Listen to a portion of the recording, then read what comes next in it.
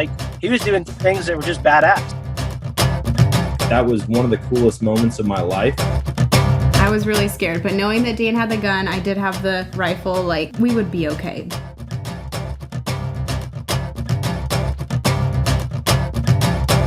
All right, guys, welcome to today's show. On the show with me today, I've got Chelsie Wilkey, and Chelsie is from Utah. She has some serious experience when it comes to hunting mule deer out in Utah. And so welcome to the show. Thanks for having me. Would you mind sharing with listeners, because I got to read the answers to your questions on like this little questionnaire I send out. And one of the things you said was that you've been hunting mule deer every year since you were born. And I mean, I kind of grew up like that, except with whitetail. But mule deer, that's a whole different ballgame. I mean, it's not as easy as putting your kid in a car seat next to you in a stand or next to you in a deer blind. So how has that been, getting out, making time for it every year? It's kind of like a national holiday here. Nice. Not so much for like bow and muzzleloader, but rifle hunt.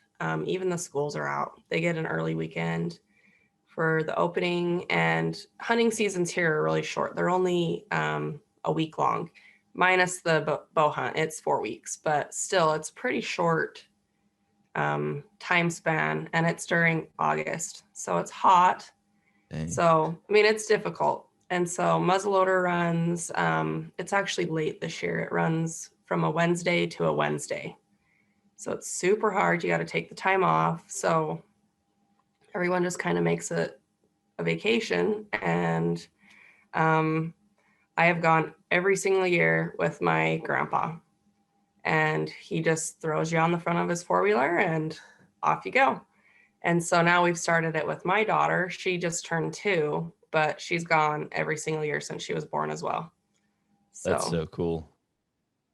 I love my kids are 3 and 5, and getting them into the outdoors is one of the funnest things ever. I've got this little e-bike that I ride around the property, and I'm on 20 acres. And they like surf on the frame of it, and they hold on to the center of the handlebars, and I just ride. And every single day I get home and both kids are like, Dad, can we help you find deer on your bike? And I'm like, sure, let's do it. And my daughter always wants to bring this little orange like click gun. It's not even a cap gun. It's just like, it's got a trigger pull, and that's about it. And she brings it with, and she always wants to go and shoot deer with her little click gun. Okay, now that's cute. Yeah. Good to get girls involved. Yeah, it's funny. I always thought, like, I'm going to have a boy, and I should have known better. My mom is like the most diehard hunter out of anybody in my family. And then my sisters, they all got into it, and they've like kind of been in and out of it to some extent. But when I had a son, I was like, oh man, he's going to be all about it. And then I had a daughter, and I don't know why. Like, I always viewed myself like taking my son out. Well, he's into it, but he's also like, yeah, I'd rather jump on the trampoline or ride my bike or wrestle. And my daughter, it's like every time she sees an animal, Dad, all of her T's are K's. So she's like, let's shoot him over and over. Okay, that's cute. I was the only child, only girl. So I got raised like one of the boys, basically. And my little girl, she would rather play with like cars and go hunting and stuff than play with princesses and dolls. Yeah. We just went to Disneyland, and zero interest in the princesses, but by golly, the cars, anything like that. So she's going to grow up just like me, and she already has a love for hunting. So that's so awesome. What is the age in Utah for kids to go out hunting, or like to actually get a tag? It's 14. Well, no, I think 14. They just changed it to 12. It's 12 now. Wow. So she's got a long ways to go, but yeah, she gets to go and experience it at least. I need to look what it is here in Missouri. I mean, when our kids were really young, we were out in Colorado, and then we moved back here to Missouri. but I need to find out what the age is to get my son out, because he's probably only a few years away. I think it might be 8 here. Really? That's cool. There's a lot of states, like, it seems like the farther east you get, the younger the age is to get out hunting, and then vice versa. The farther west you get, the older you have to be to hunt. But I think for me growing up, it was 12, and it seemed like a pretty good age. Yeah, I think 12, at least you can hold a gun or whatever. Yeah. Do you have any type of like little BB gun or anything that she's playing with, or? Well, she has some like fake ones, but she's getting a BB gun for Christmas. So Nice. That's awesome. I discovered this. It's like a scope adapter. It's not the phone scope, but it's like a knockoff version of that. But I can hook my phone up to my scope, and that way, like when I take my son out shooting, whether it's a BB gun or a 22, I can show him on the phone as we're aiming, like, hey, you want to hit the soda can? When the cross, is on top of it, that's when you pull the trigger. And he's, excuse me, he's really enjoyed that. We just go out and shoot. Actually, a really good idea. Yeah, I'll just set up like a table and like a sandbag or something like that to keep it fairly stable, and then he always gets to pull the trigger and he loses his mind. It's like when I go shooting, like I'll just shoot as many like in a row as I want to, and I just love hearing the sound of steel at 200-300 yards. For him, it's like he shoots a soda can and it's about 5 minutes of celebrating, and then he's ready to come back and do it again. That's awesome. So much fun taking the kids and watching them learn to love something that we grew up loving. So it's one of my favorite things. Oh yeah. What are your plans for this year? I know when we were talking, you said you didn't actually draw a tag this year. Yeah, so I didn't draw a tag this year, which is a bummer, but my husband has a tag that starts next Wednesday for muzzleloader. And it runs from Wednesday to Wednesday. So we'll be hitting it hard every day. Hopefully, we've had some really nice bucks. This deer behind me up here, I don't know if you can kind of see him, but we named him Dream Buck. My grandpa actually shot him. We chased him for 3 years.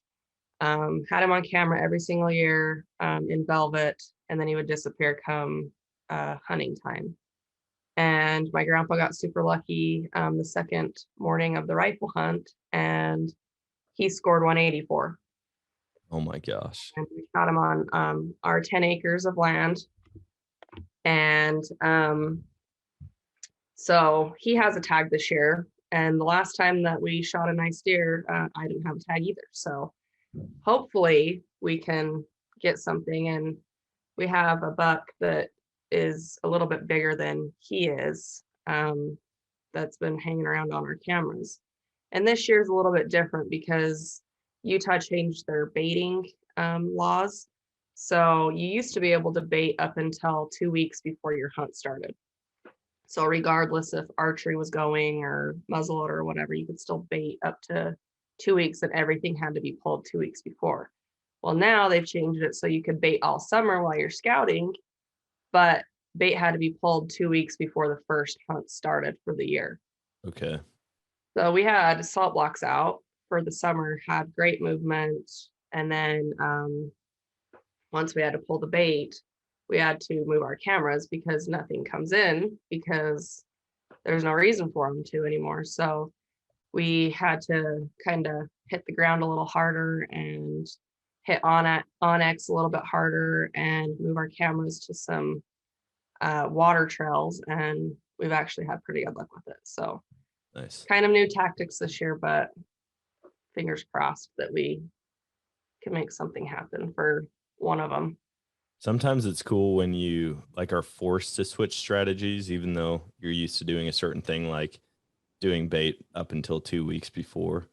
But maybe moving cameras and finding that new strategy of going to water trails is going to pay off for you. I hope so. Fingers crossed. Do you guys, so when you say bait, is it any like hard grain, or you have to pull any type of mineral altogether?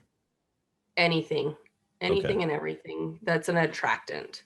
So whether it's a salt block, grain, like the jelly licks, anything like that has to be pulled. So Hmm. we just Yeah. stick to salt blocks because it's a lot easier than having to rake it up. Yeah. The we'll do corn a lot throughout the year, and then um it's like right when I don't know, they bounce it back and forth. I think it's typically 30 days before season opens. You have to have everything pulled, but you can still do mineral. And so like people will put out the liquid jam, whether it's acorn or apple scented, whatever, but it like can't be a hard grain. So you can't put out corn, you can't put out like a pile of oats or anything like that. And so I just it gets so confusing. There's certain years where I'm like, I'm just not going to do anything. I don't want to get in trouble. I don't want to do the wrong thing. But I've used minerals in the past, like liquid minerals. You pour it on the ground, it just kind of seeps into the earth. And Yeah. after like half a year, there will be a crater that the deer have dug out. I mean, they dig a pit just to keep getting that little bit that's left in the dirt. They do that here too. We have it's called black magic. It smells like black licorice, but Mm-hmm. it's just a mineral, like a powdered mineral. We Yep. did that a couple years ago and we thought we dug it all out, but they're still digging a hole. They're digging to China to get that mineral. Yep. Oh, I use that exact mineral for the first time this year because I normally go and get corn, and I went to the back and there was no corn, and I was like, this is weird. Like I'll just go to Walmart or something and get the big 50-pound bags. And I went back there and I'm like, man, people have bought it all up. No big deal. I'm looking around and they just had these tiny little bags like that big of black magic, and I'm like, okay, I'll give this a try. And there was like some powder on the outside of the bag, and I smelled it. I was like, oh wow, that's potent. Like it was so sweet smelling and kind of bitter at the same time. And I get up there and I bought like 5 bags of that stuff, which I could have bought like 10 bags of 10 50-pound bags of corn for the same price. right. But I get up, check out, and I'm walking across the front of the store, and like in one of those little cutouts where there's usually customer service or like an optometrist or something, I just see pallets of corn. And I'm like, you got to be kidding me. I just paid for this. I'm not going back and returning it. I need to get out to the woods. And so, but yeah, I put that stuff out and it has been amazing. The deer love it. And I didn't realize the rain would harden it and almost turn it into a salt lick type of thing. Right. It was different when we used it, but the deer really like it. So What's your strategy? I'm like a novice mule deer hunter. I've been out one time. This is going to be my second year going out, and I'm kind of clueless as to how to hunt mule deer. Normally I have an elk tag, and then I also, if I can, get a mule deer tag, and then I basically elk hunt, and if I see a mule deer, I'll take it. But what do you do? What are your strategies for actually just going after mule deer? So, I mean, it depends kind of on the area. In our area, like I was talking to you before we started recording, is our area is super cliffy. And so it is extremely hard to bow hunt. And we take our 2-year-old with, so it just ain't going to happen bow hunting. So, as for muzzleloader and rifle, the best tactic we have kind of gathered is to keep moving. And I know that sounds really weird. We're not just sitting, but they're going to move around you. So we live in a cliffy area, but it's also full of oak brush, thick oak brush. So if you don't see them the first time and you make a loop on the dirt road, you're going to see them the second or the third time. So a lot of the deer that we've shot have been literally like we probably passed them 5 times and then we just caught them in an opening and then we could kind of sit and make a game plan after that, and move in. But the best thing that we found is we hop in our side-by-side and go for a ride. I really enjoyed that aspect of Western big game hunting, because the elk camp that I go to, everybody brings their four-wheelers and side-by-sides, and I'm like, I could just do this. If I came out here for a week and just rode around on four-wheelers and side-by-sides, I'd be happy. And then to throw in hunting on top of that, be able to actually go out and pull the trigger or just stalk a couple animals throughout the week.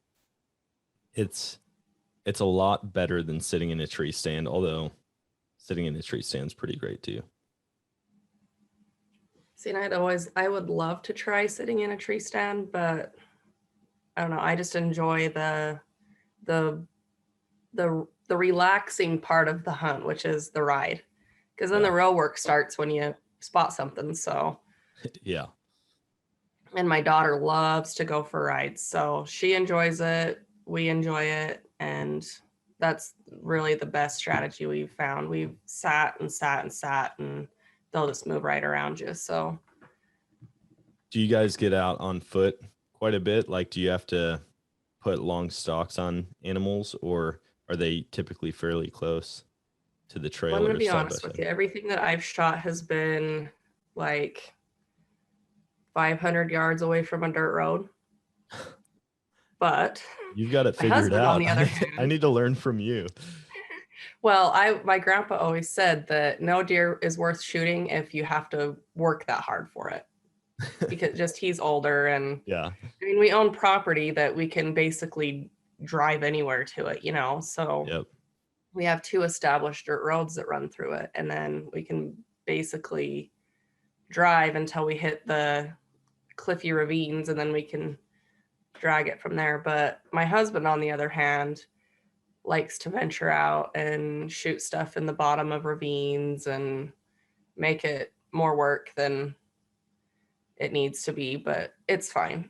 So yeah, we actually have a canyon that we call Devil's Point because it is horrendous to get to, and great elk movement in there. But during like we don't see them in rifle, and we don't see any deer in there during archery. And I just think because it's too cold and it's too hot. So during muzzleloader, we can kind of catch them in that transition area, and there is water that runs in the bottom. And so, but it's primarily elk country. And we've seen a couple really nice deer up in there, but it's one of those things that even you're pushing the limits on a muzzleloader. Like, it would be better to have a rifle up in there because you're about like 250, 300 yards, which is nothing for a rifle. But for a muzzleloader, yeah, like 100 yards and less is, you know, what you want for that. But he shot a deer there a couple years ago and missed. And then we went after the other one that just kind of sat there and had gorgeous dark horns.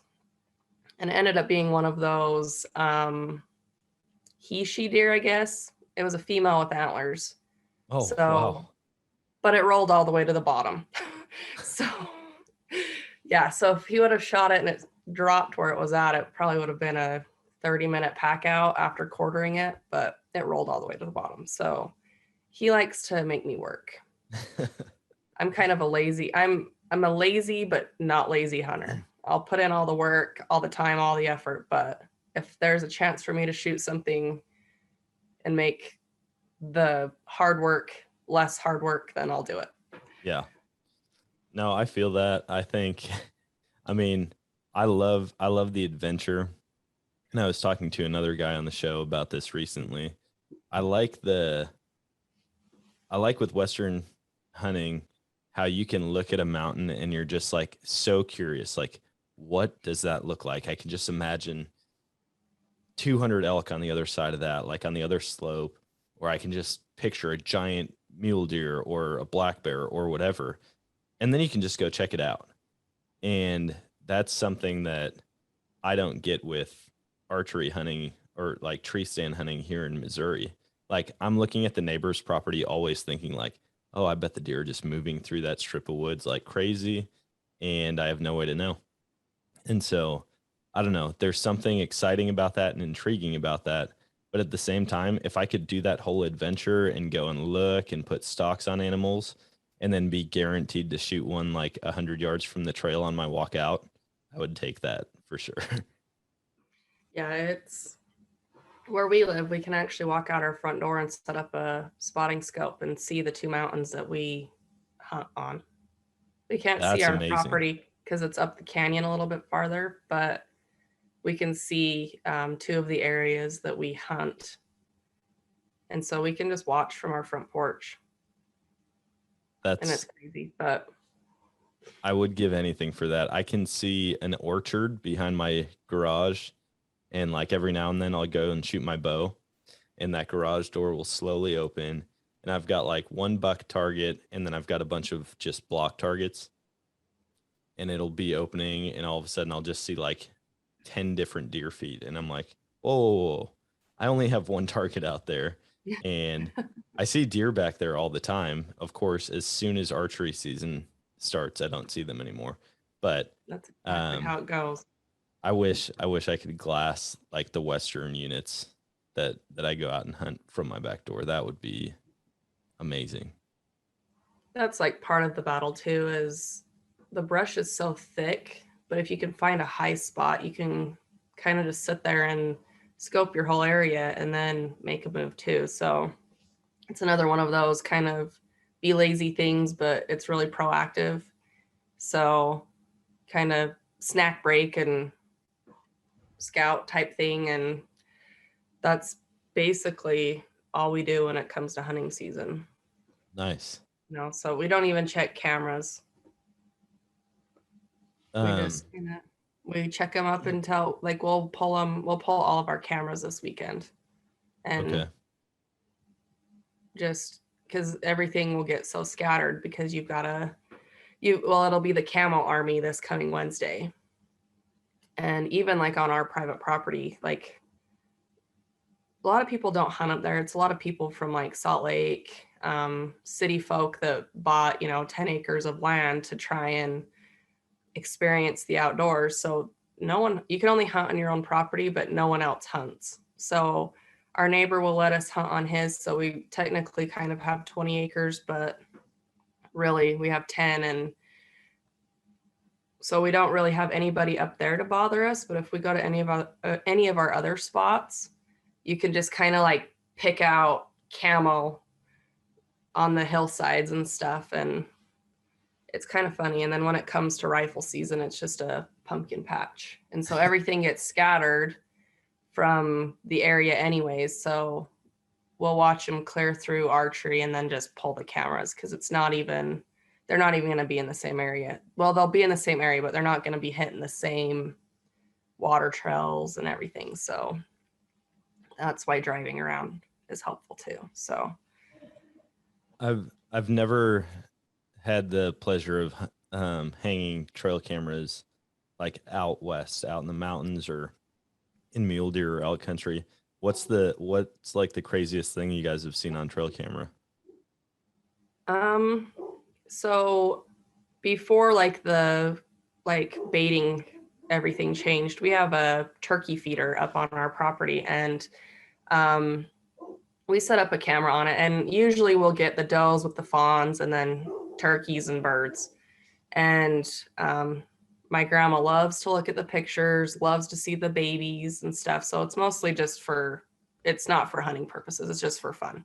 Yeah. And so, we'll pull it and check just in case, because once in a great while, you'll get something decent walk through. And I just kind of do a quick scroll through. And then if I see something out of the ordinary, then I'll stop and take a peek. And it was just constantly does, fawns, turkeys, just pounding that feeder all day long. And then all of a sudden there was nothing. So I'm like, okay, that's weird.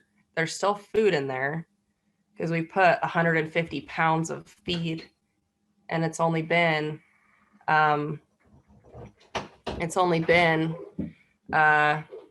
there's my husband. It's only been, a couple days. And so go back through, kind of figure out, okay, why isn't there anything? And We have a mountain lion that's less than 50 yards away from our camp trailer Oh, dang. that walked through and wiped out a bunch of turkeys. And it took, a good couple weeks for everything to come back, but it was kind of scary to think that. And when we pulled it too, we were up camping. And so I pulled it, had my laptop, checked through it. Well, that was only a couple days before. So we knew he was up there prowling around, and my mom brought her little Yorkie, and I'm like, hey, you should probably like keep a much better eye on him. Yeah. Than what Put a we spike did. collar or something on it. Yeah. So yeah, that's kind of the craziest thing we've caught. Coyotes, just the typical stuff. But for how low our property is, it was kind of odd to see a mountain lion that low. So Yeah. What do you guys hunt a whole lot other than mule deer? Like, do you get into elk hunting? Do you try to draw like some of the big tags like moose, mountain goat, bighorn? yeah, good luck. I've been putting in for premium limited entry deer, and I have 14 points. So 14 years. I have been putting in that long for it. Jeez. And, it's one of those once in a lifetime tags. You're going to draw it. You're never going to draw it again. So unless you have lots of money that you can buy a ton of points with it. Yeah. But it's $10 a point, and you need probably 20 points plus to draw. So, and even then you still don't have very good odds. So Yeah. As for like elk and stuff, we can buy like over the counter like spike elk tags and stuff, or any bull tags, but the units are sparse. And by the time the spike elk hunt comes along, the limited entry, because we live on a limited entry elk unit. Okay. By the time those run around, they're so scattered that good luck. So, but we do like predator hunting and trapping in the winter, and then fly fishing. Nice.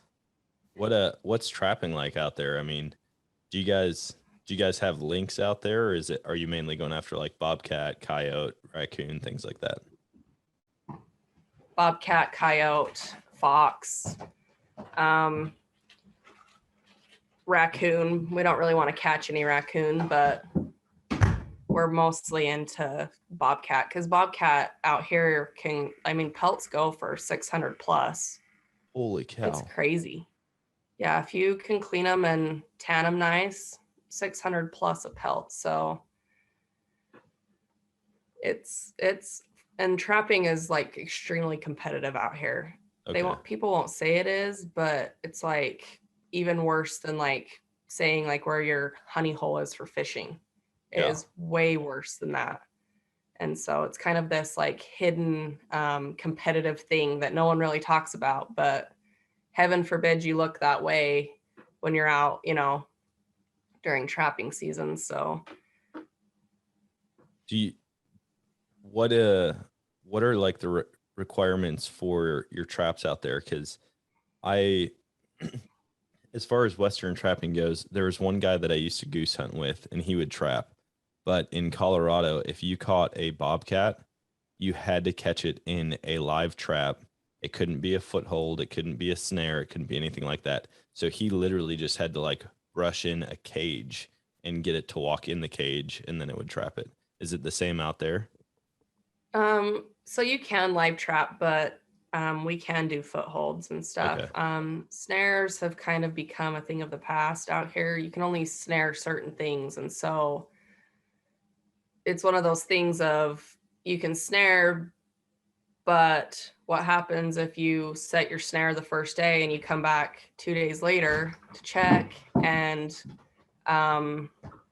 you've got something in there that you're not supposed to, and it's dead from being trapped in, so it's just kind of one of those things of, so we just do mostly footholds and go from there and whatnot. But if you catch something you don't have, because bobcats out here you have to have a tag for. Okay. So if you don't have a tag, well, you got to release that. So do you have to buy like an individual tag for each one, or do you just buy like a license for the year? So you have a fur bearer's permit that you have to go take a course on, and then you have to buy each individual bobcat tag. Oh, dang. And each year varies off of numbers. So 1 year you could buy 6 tags, and then the next year you could be limited to 3. Okay. Because just the winter was really hard and whatnot. So like last year we could get 4, and then it snowed a lot. So everything got buried, everything, we caught 2 and we didn't get to finish our 2 other tags. So we just couldn't battle the snow. Yeah. Man, that sounds amazing. Sorry, I didn't even know we were going to get into trapping at all today, but now I'm curious. How long are your trap lines that you run?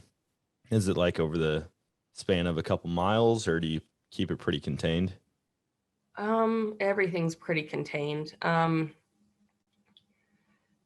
Where we go, it's kind of just like you set one on one side of the hill and you jump over to the other side and set one on that side, because it's like I said, it's so cliffy that you've got whole different like ecosystems on each side of the hills. So, one side's full of luscious green trees and brush and whatnot, and you can jump on the other side and it's sparse, full of cactus. It's really weird, but so we've got tons of, you could have bobcat on one side and the other side just full of badgers. So we kind of just set for both, and our traps are maybe like all less within a mile radius. Oh, okay. And we set like 10. So, they're not very far apart. Yeah. And it only takes us like 30 minutes to check them. So that's nice. Pretty quick. I watch all those Alaska shows where it takes them like 7 hours to run the trap line, and they just do it over and over and over. And people think like, man, that's crazy. You could break down. I would pick that life over just about any other. I always joke with my wife. I'm like, if anything were to happen to you and the kids, like heaven forbid, I'm gone. I'm in Alaska running a trap line. Nobody will ever see me again. I'm going to be like the Alaskan bush people or the Life Below Zero guys, where they live in a tiny cabin in the middle of nowhere, like fighting off wolves and grizzlies, trying to keep all their salmon safe. I don't know. Really, that would be a life. Yeah. Imagine walking out your back door and like just being able to shoot a moose. Yeah, at that's any like point. a dream. Maybe There's moose here, but we don't see them very often. Yeah. We need to. Yeah. I'm like, is there like a timeshare for property up in Alaska that I can just be a part of? I would totally jump on board with that. One of my teammates on Real Camel Girl lives in Alaska now. She just moved there. Oh gosh. I could maybe hook you up. That sounds great. Yeah. I'll go up there and just hang out. I've been twice. Both times it was to Kodiak. And they don't have moose there. There's a tiny like reindeer population, and they said they're not like the Alaskan caribou. They're actually reindeer that were brought over from someplace in Russia years and years ago. Really? But there's like no wolves on Kodiak. There's no elk on Kodiak, no moose on Kodiak. And so I'm like, man, it's not the full Alaska experience, but Kodiak is a whole different world. I mean, the amount of bears there. We went out on this bear viewing deal, and we probably saw 30 to 40 in one day, and we had them as close as 6 yards. Like monster grizzlies with cubs. Wow. It was gnarly. But yeah, I want to go to mainland Alaska at some point. Just drop me off in the middle of nowhere. Maybe I find my way out. Maybe I die a happy death up there by myself. It's exactly what I want.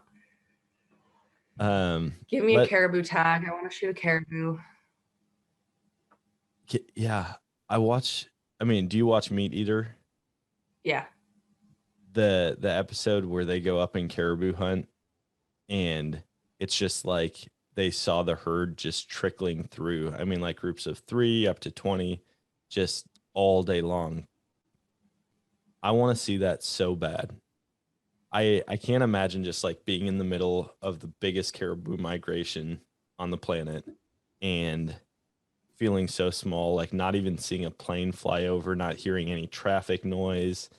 That'd be amazing. That would be a dream, honestly. Even if I didn't like shoot anything, if I could just get my spotting scope and just watch them. Yep. I think that would be fantastic. Is that like top of your bucket list hunt, or what would be number one? Number one is a caribou. My number one was to shoot a buck in velvet.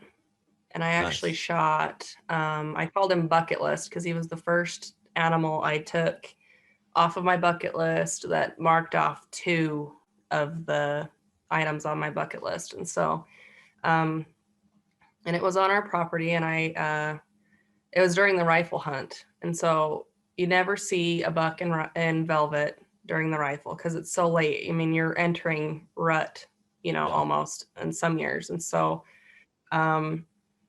we had him on camera in August. And so he did have velvet then, but we never seen him again. And I just happened to see him when I went on my very first solo hunt.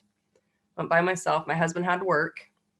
It was like a Tuesday or something. I had the day off. And I didn't even make it we just left our side-by-side up with our trailer, and I didn't even make it to the campsite. I was just right outside of camp, and he was just passing through. And I shot him on the rifle hunt, and he scored 181. So my goal was to shoot a trophy-worthy buck. So anything over 24 inches wide is classified as trophy in, pretty much anywhere over here but Utah. And I also wanted to shoot a buck in velvet. And so he was almost 25 inches wide, and he scored 181. So he hit the trophy mark and had the velvet. And so got to mark 2 off. I named him bucket list. And so those 2 are gone. So now it's the third thing on the list was caribou. So it's now moved to number 1. And then I want to get a muzzleloader buck on a limited entry unit, but I just am not lucky enough to draw one. So yeah. And then after that, it's like antelope, just kind of moving down the species of shooting something big, But yeah. I joke with my buddy Sean. I'm like, dude, you need to like pluck a couple beard hairs out and sell them as good luck charms, because he drew a Colorado moose tag 3 years ago now. And then 2 years later, the first time he like tried to draw something again, he drew a mountain goat tag. And I'm like, dude, there's people who go their whole lives without getting any of them, and you just drew them like every other year. I was like, all right, so I'm going to plan it out. 2022, you're going to get your bighorn tag, because with his luck, that's just how it goes. And then a friend of ours that was on the mountain goat hunt with us last year, he just drew his mountain goat tag this year. And so I'm like, it's just crazy. Yeah. So they're going back. I think wow. What's the date? They may have already left, actually. It was about this time last year that we were in the mountains chasing after them. So I can't imagine. Awesome. Yeah, I don't have the luck. No. I can't even draw a general season tag, so. Yeah, I didn't even get my first choice mule deer tag, and it only takes 1 preference point to get. Yeah. And like here, we've kind of figured out like to draw a tag every year, you kind of have to like flip flop between rifle and muzzleloader. And so we both hunted muzzleloader last year. And so this year I put in for rifle. Well, my husband's like, no, I'm just going to stick with muzzleloader. I like it too much. I'm not going to flip flop. Well, of course he drew the tag, and then me trying to get a tag, I did not draw. So I can't even draw, trying to work the system a little bit. So to get a tag, because that's what we primarily, eat is deer. So that, 2 deer lasts us well over a year. Plus I donate some. So yeah, that would be the tough part for me. Even when I lived in Colorado, luckily there were units that I could hunt over the counter. but I just love to hunt all the time. And it'd be very challenging to be somewhere where it's like, oh, I can't even deer hunt this year. Like where I'm at, Missouri's awesome because I mean it's only whitetail here.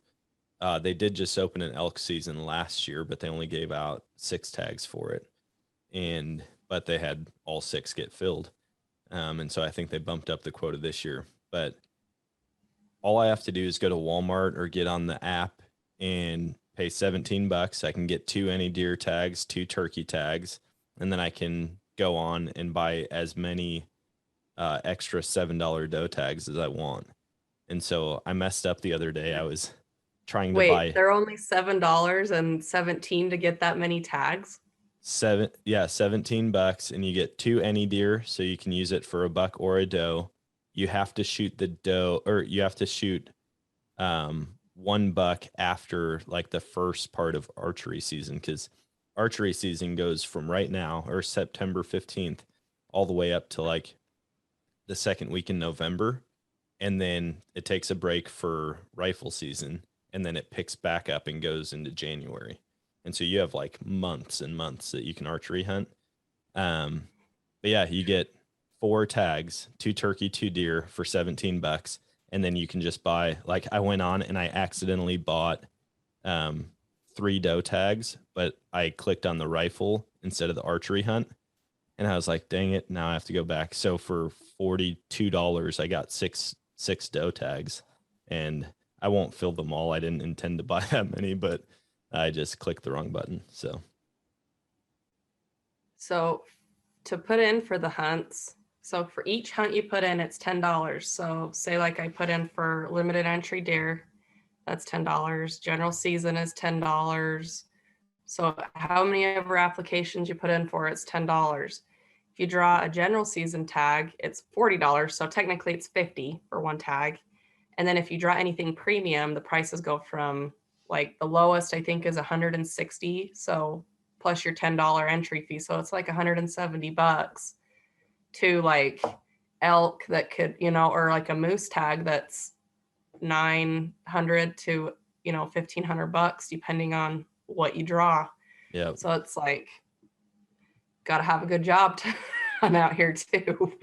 I know. I tell people about the hunts that I go on and they think I'm making bank, and I'm like, I hardly make any money, guys. I just don't drink coffee.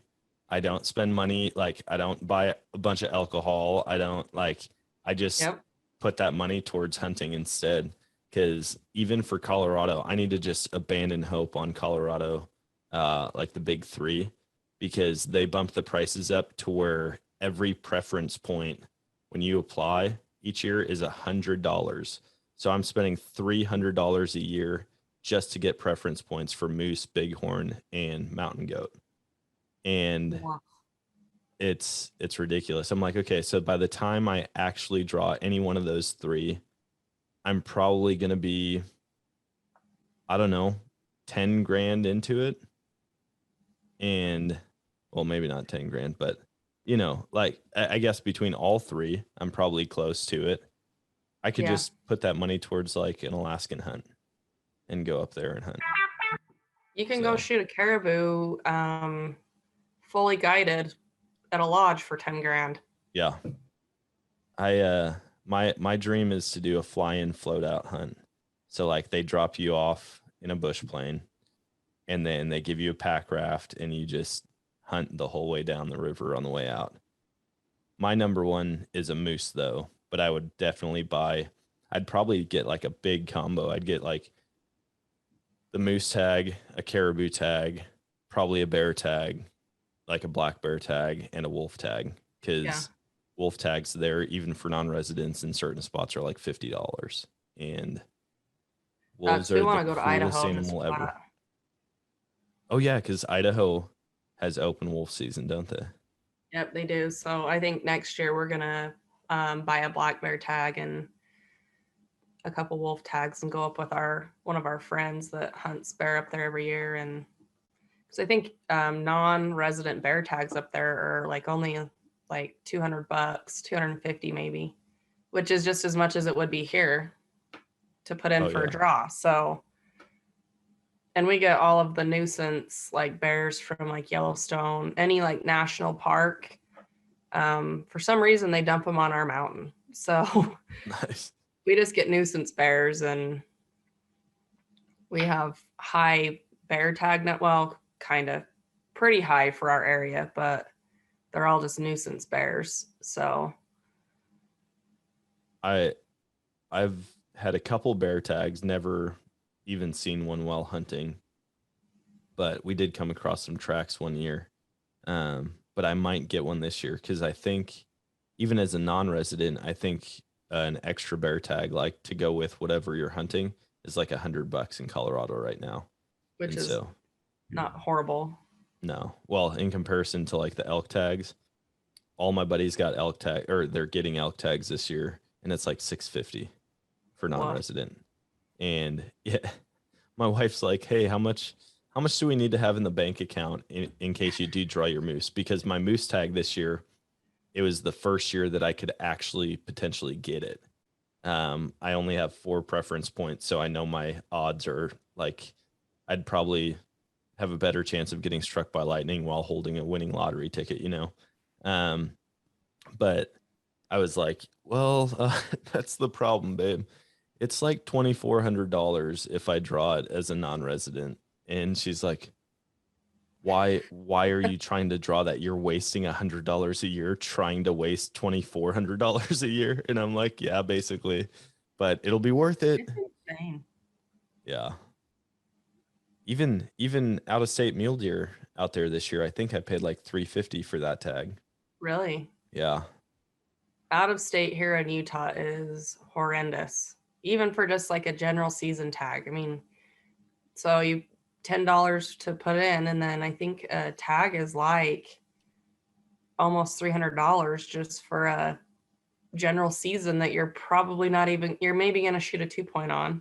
Yeah. Because no one, I mean, you have to put in, I mean, it's taken us ever since I was born to shoot something that hit the trophy mark. Yeah. So, I mean, we've gotten a lot better in our tactics over the years, but I mean, it took me 20 years before I shot something trophy worthy on a general season unit. So, and I mean, I didn't shoot horrible deer, but way above average, because our units are called 2-point units. They just, the genetics aren't there, and Yeah. they're hit and miss and stuff. And so, I mean, you're putting in for, we see people from California all the time that hunt here. I'm like, why did you pick here? Of all of the places you could go hunt, like, why here? You They're need like, to well, put because like we proved that this is like the best odds. And I'm like, who did you talk to? Because like, I can guarantee, like, unless you know someone that has private property that you can get in on that's not already taken up by an outfitter, like, you're maybe gonna see 10 deer the whole time, because they don't know the country, they don't know where to go, and they just paid a fortune to come and hunt a general season deer and not get anything. So it's crazy. Yeah, I view it like being a non-resident going out there. I view it as like, oh, I'm spending, maybe $1,000 on the trip, but I could spend that same $1,000 and go down to the beach and, get a margarita one a night, and it's going to be the same amount of money. Whereas here, Yep. I get to go out to the mountains, I get to hunt, I get to do what I love. And so it's like a vacation hunting trip combo. And that's how I justify it. Some people are like, you're crazy and your wife's crazy for letting you do that and spend all your money. And I'm like, she just loves me a lot. That's, yeah, you gotta have someone that does that. And thankfully me and my husband both hunt. So it's just kind of we just do it. Don't Yeah. even think twice about it. I think my wife would be a lot more into it if we did still live out in the mountains. She came out last year. She shot her first whitetail. She shot a doe last year.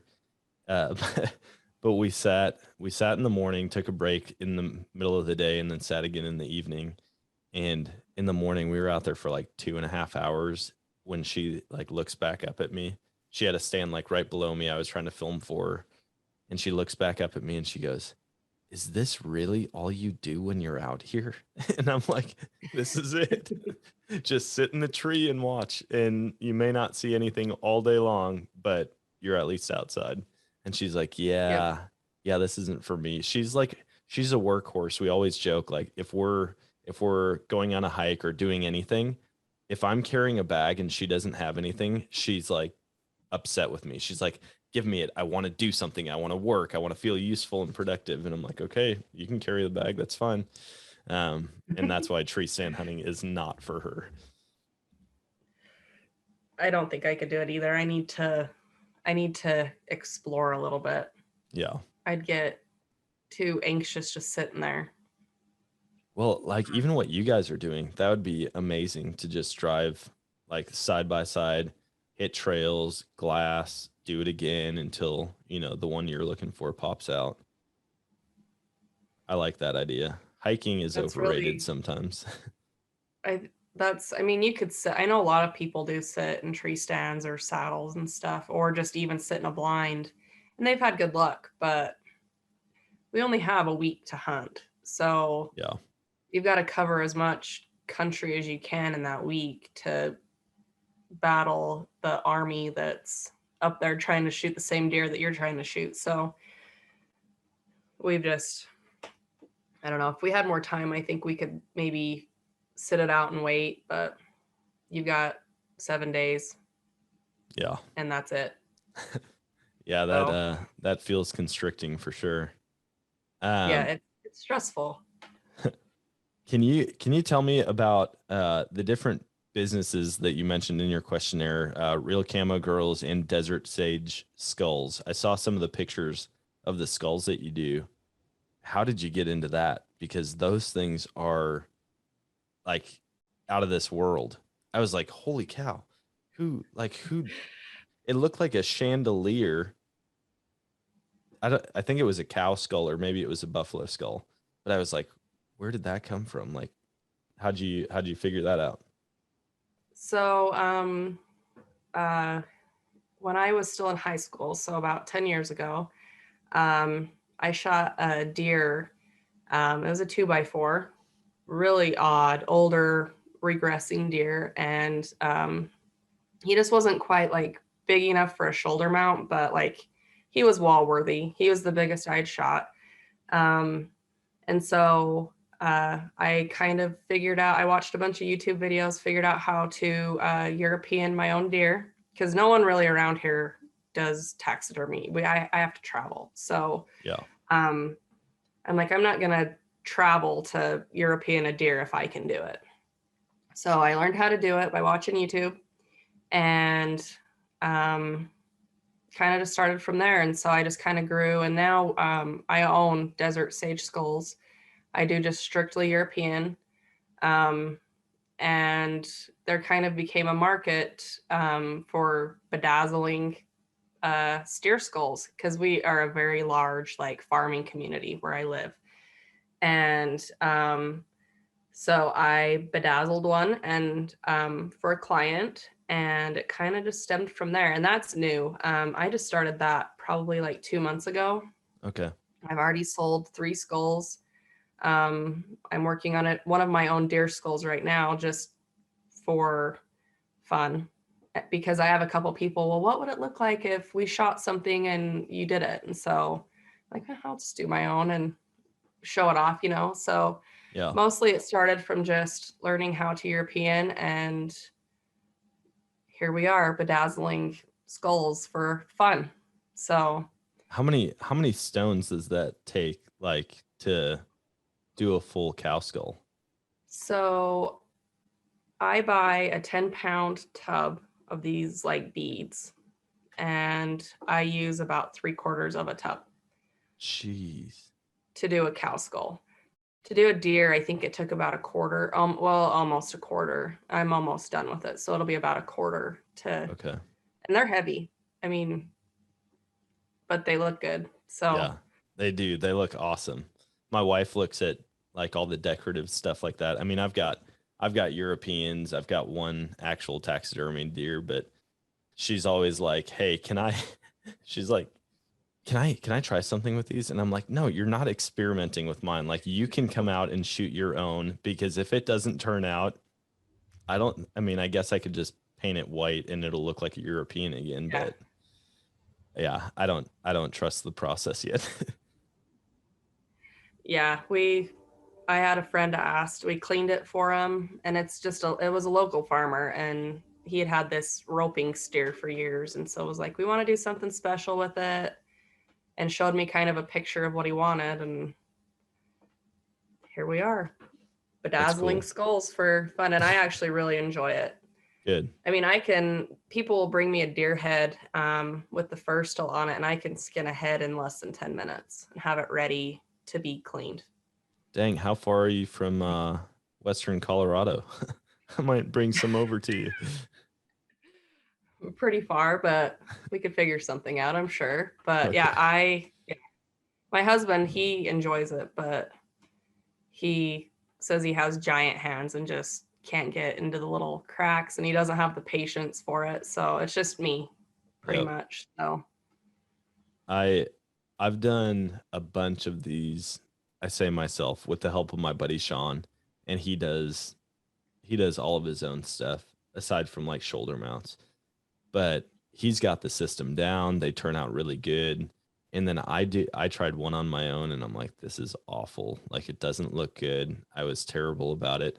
But one of the elk on the wall behind me, we went through this whole process. It was my first elk that I ever shot, and it still had like some bark right at the base of its antlers. And we're like, all right, we're going to try to keep that on it throughout the whole process, and it can hang on the wall with it.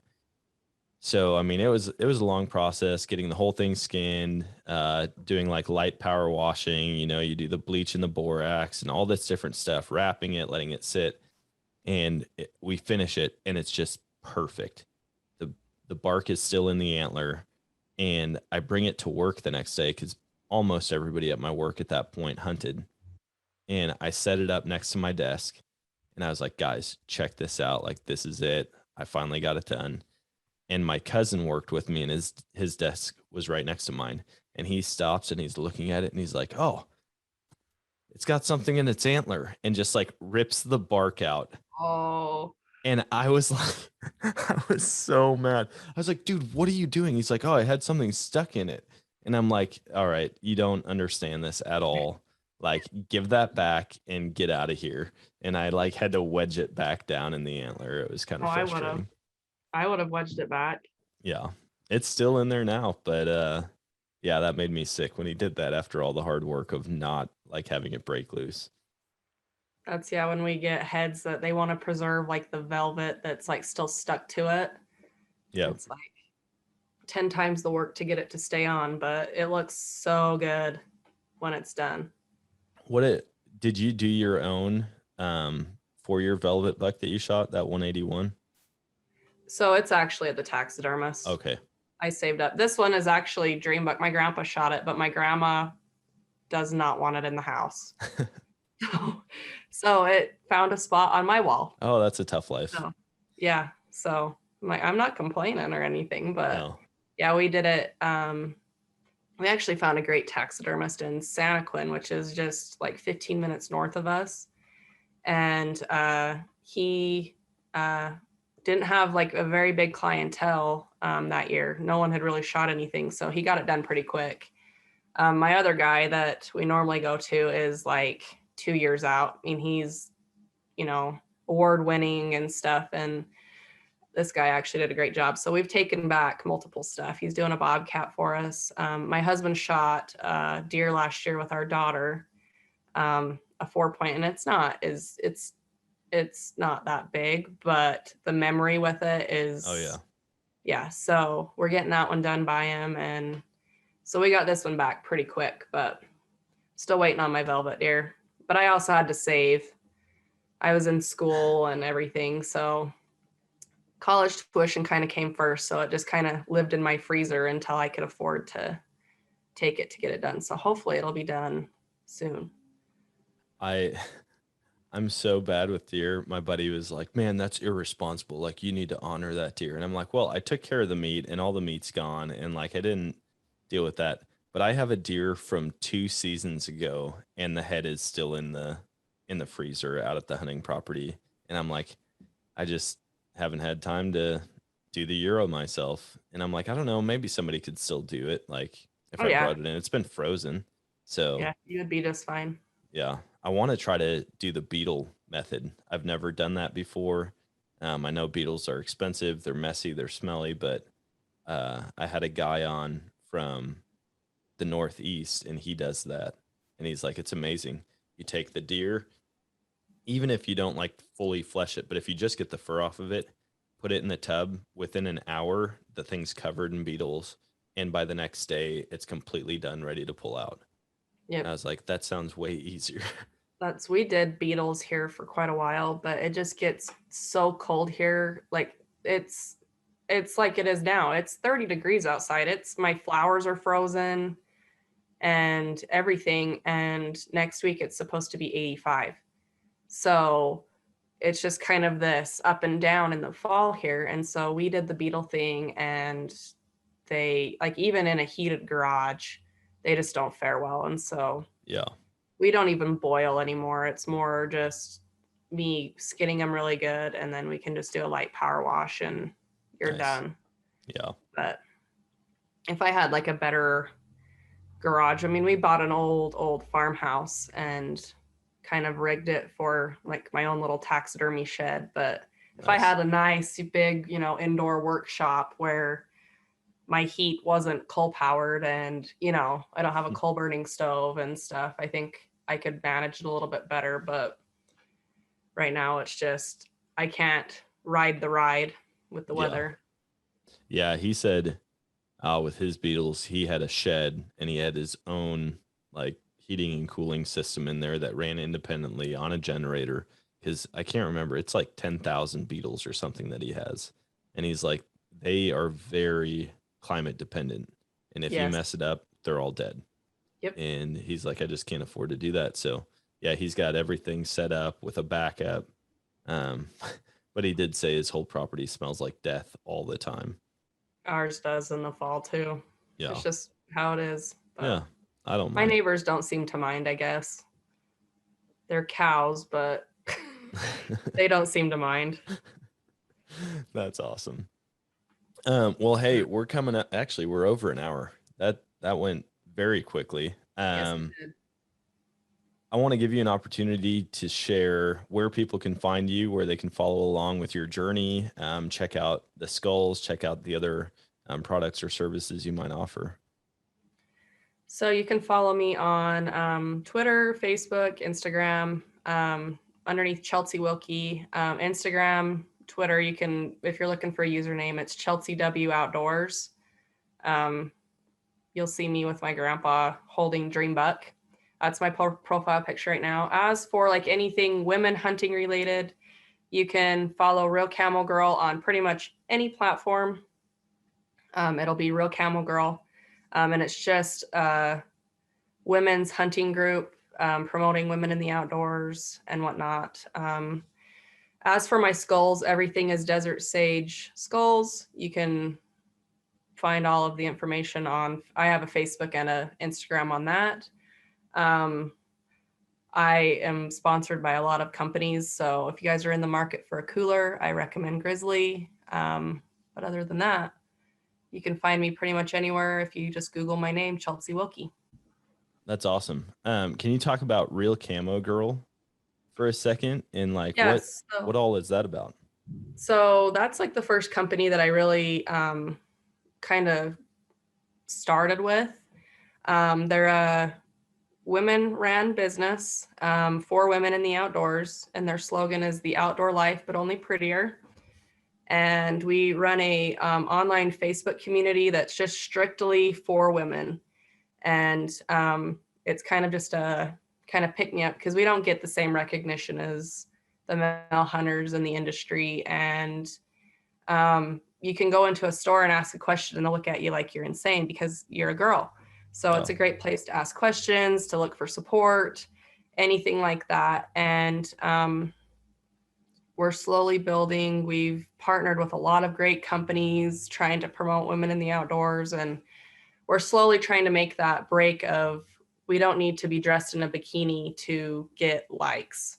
Yeah. You know, there is actual real women hunters out there that put in the work, put in the time, actually do this to provide for their families and do it because they enjoy it. And it's a family, you know, tradition of hunting and stuff. And so we've worked really hard. I've been with them for like 4 years, maybe 5. And we've grown from maybe like 5,000 followers on Instagram to 28,000. That's And they're awesome. primarily all women hunters. And women hunting has grown, I think, 17% in the last 6 months. So Jeez. it's on an uphill climb. Like, it is climbing quick. Yeah. So I think just people needed that support and needed to know, like, hey, there is other women out there that hunt and do everything themselves, and you can do it too. And so recently we've had a lot of people that a lot of girls that want to try hunting, and so it's a great place for them to, you know, find camo, you know, what do you suggest for ammo. And so it's a great online community for women by women. So Yeah. That's so cool. I've got a couple people I'm going to push that direction, because I know even on the product side of things, like, most hunting equipment is geared towards men. And even my wife, like, going to Walmart, like, I typically buy cheap camo, and we'll go just to Walmart after the season and pick up some new stuff here and there. Well, she tries that stuff on and she's like, I look like a dude. And I don't want to look like a dude. She's like, I still want to look cute if I'm hunting, but this doesn't fit right. It doesn't fit well. Like, the pants don't stay up. And so even from the gear side of it, it would probably be very beneficial to hear from other women who know, like, what actually works and works for women. yeah, I'm on Team Girls with Guns, and they're a camo company. So if she's looking for stuff like that, they have adjustable inseam and waistband, which is like, for women, like, you can't beat that. So yeah, maybe I'll just pass. Things that you need, and they're a women-ran company as well. So it's, you need a woman to design women's clothes, because men just don't understand. So Yeah, I'll have to pass your information off to my wife, and she can connect with you on some of that stuff, because yeah, she looks cute wearing all my stuff, but she also looks like she could just disappear under a pile of clothes and I'd never see her again. I've been there and I've done that. So, well, I really appreciate you hopping on with me. I need to start, like, offering 3-hour time slots, because I always, like, look at my soundboard and I'm like, holy cow, we're already at an hour. I don't know how it flew by that quickly. But we need to reconnect also after, or as the season progresses, as you guys get out on your hunts, and catch up and see how you did. yeah, let's do it. Well, thanks again, and have a good hunting season. You too. Thank you.